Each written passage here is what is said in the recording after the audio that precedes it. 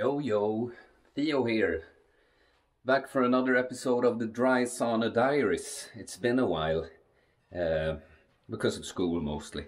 But so I have set up here so I can have a sauna, immediately go take my robe, and then I have a cold bath prepared. So I can get from the sauna to the cold bath in a minute. So that's gonna be cool.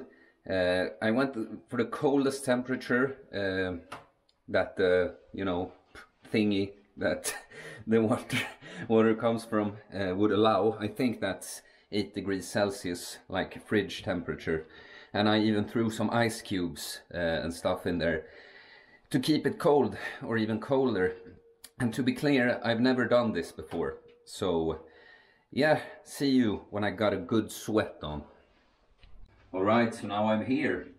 And before I dip in, because someone's probably gonna ask, I did train legs today, and this on my back here, if you can see the red spots, is a mark of glory. Apparently my skin didn't agree with the fabric of the bench I was leaning towards when I was doing hip thrusts. So yeah, that's that. Okay, so I'm feeling a lot of regret right now, but that's part, it's the point, kind of. So let's do it. Oh,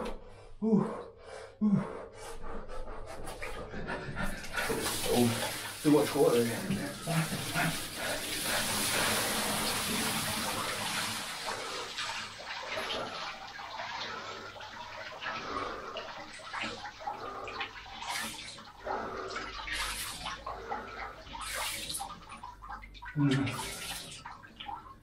Okay.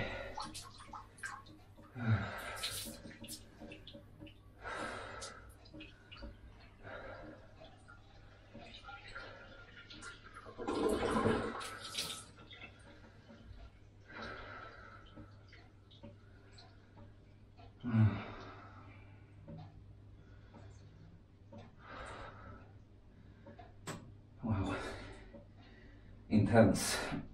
So, just moving is painful. Okay, so why do I do this?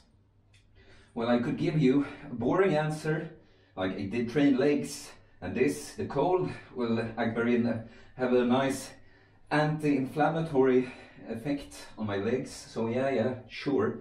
But this is part of my philosophy about putting yourself through real pain sometimes, but just uncomfortable things will make everything else in life so much easier. Like this, I'm debating what to call this video. One idea was how to get over your fear of death, or how to stop being afraid. How to be confident isn't really right, because you don't really become confident, you just become less afraid of stuff. But the thing is, going through uncomfortable things like this, I mean, like every fiber of my body wants to get up right now, or turn the hot water on and everything. But yeah, do I even need to explain it? I gain so much strength, so much fortitude from this. Like, like for instance, you know those tiny stresses that people have, like, oh, what if I run into this person that I don't really know all that well, and if our conversation would be stiff, or it would be a little uncomfortable silence, you know. I have none of that nowadays. You know, if it's silent and weird when I meet someone, then it just is, no problem. And things like this, when I worked at a restaurant there for a bit, I haven't been able to during school, might do it again. Don't know why I say that, doesn't matter at all. But when I worked there, you know, back in the day I would be so afraid of doing wrong, and of course I want to do right. But now, you know, I'm not afraid of it. It's not a big deal. If something goes wrong, it's not the end of the world. And so, you know, you don't even have to do this specific thing, a really cold bath. But, you know, when you know that something is uncomfortable, just know that if you face it, on the other side is personal growth all the time. Like, people nowadays, they are so weak and I don't even mean that in a demeaning way. Like it's because, I mean, look at the men today. Like there are men that call themselves feminists. I mean, what even is that? I mean, women 100 years ago were probably like 1,000 times tougher than the average male is today. Like people, their lives have been so comfortable, even though they might think they've had struggles, you know, but they've had such comfortable lives that they can't handle anything. Like people get so upset. Well, you know all these political correct things, like, oh, you call that person, I don't know, brown. You should say people of color. Yeah, do I even have to bring up other examples? Oh, there are 1,000 genders. Ah, you hate. Ah, you're a hateful person. Ah, you're so mean to me because you won't admit there aren't 1,000. Blah blah, all that stuff. Like me, I can't get offended by anything. I've gone through too much. Like people can say whatever they want about me. I mean, if someone would like start a hate campaign and spread like outright lies about me, I mean, I would want to correct it. But emotionally, people could say whatever to me, and I can't care. You know, you get tough. In order to get tough, you need to experience things that make you tough. And people today aren't tough because they have no experience of tough things. Because the world is cuddling us now, and if we want to be tough, we want to be strong, if we don't want to be afraid and weak and have anxiety all the time, we have to do things like this, okay? So yeah, I'm gonna turn on some hot water and make this a warm bath now. Oh, ooh, yeah, oh. This is gonna be, you know, let's say this before I end the video. You get instant rewards doing this stuff. I mean, when I experience the heat now, I'm gonna feel like I'm high. I'm gonna feel like I just had a shot of morphine or something. So that's another thing. You don't need drugs or anything. You just need to be uncomfortable for a bit, and then just being under normal circumstances will be like like heroin to you. Yeah. See, maybe you can hang for this part.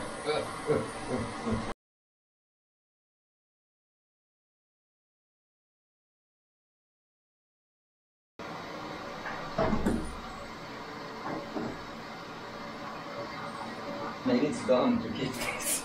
No.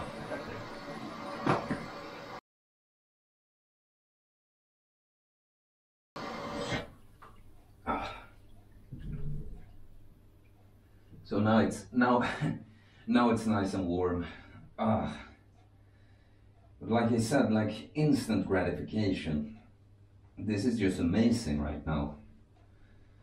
I'm so humbled just by it. Like, how long did I even sit in the cold? Like a few minutes when I was talking to you there. And now I just had a sense of gratitude. Because I really didn't want to go into cold water. You know, like, do you know David Goggins? You know him. Well, you should look his story up. There's lots of clips on YouTube with him, but if you're gonna see one bit, see the first interview on Joe Rogan. Like basically, he was this. Well, he felt like a loser, and he was fat. And it wasn't only the fatness. Like I don't want to give away too much of his story, spoil too much for you. But he became, like, he went from a fat loser to this epic athlete, doing these insane ultra runs, breaking the record for the most pull-ups done in a day and stuff. And he keeps bringing up that people say that you're some kind of sicko, you like all of this. And he's like, no, I hate it. That's why I need to do it. So do you understand? Like cavemen, people who were out fighting mammoths all day, they weren't all butthurt about being called fat, or about gender pronouns, or yeah, I don't know, stuff like very, very ridiculous stuff that people care about today. And you'll be able to handle life so well. Like us humans, we are amazing survivors. I mean, look at it. We've taken it too far. We don't even have to survive anymore because we're so good at it. But we're meant to have struggles. We're meant to go through tough stuff. When we conquer challenges, that's when we become the best version of ourselves. We were designed to be able to handle a lot of things. Not only be able to, we what's the word? We thrive. We thrive. And of course, the cool thing about the modern world is because no one wants to have to, face life or death situations, and that's a very, very cuddly thing about the modern world here. I have to actively go into this cold bath, and I can do it in a controlled manner. I won't freeze to death. I won't starve when I fast. I won't, break off my arm in the gym, stuff like that. So, I mean, how spoiled are you? I mean, you can't even handle a little bit of uncomfortableness. Even now, when you can be uncomfortable in a very comfortable and safe way, if that makes sense. Yeah, and yeah, it's so humbling, these things. Like earlier today, I had not a fight, a little argument with a friend, and didn't really get angry or anything, but we kind of stopped talking, and now I don't care about that at all, and I'm going to write to him and just calmly explain how I thought about our argument. So yeah, being uncomfortable really put things in perspective. And like I said, the cold is a great tool. The colder you go, the shorter you have to experience it for it to, have an effect on you. But it's not even, it's baby steps. It can be, you can just say hi to someone at the bus stop. If you a situation like that, and I want to say something, I want to wish them a nice day, I want to do this, blah, blah. Those little, just getting out of your comfort zone with doing something like that. Maybe you seem like a dork. Hi. Oh, hello. Have a nice day. Oh, maybe you had a little, whatever they're called. Hey, when your voice becomes like that. It's not the end of the world. It's not a big deal at all. It doesn't matter. And when you do, when you start getting those little habits, you're gonna feel nice.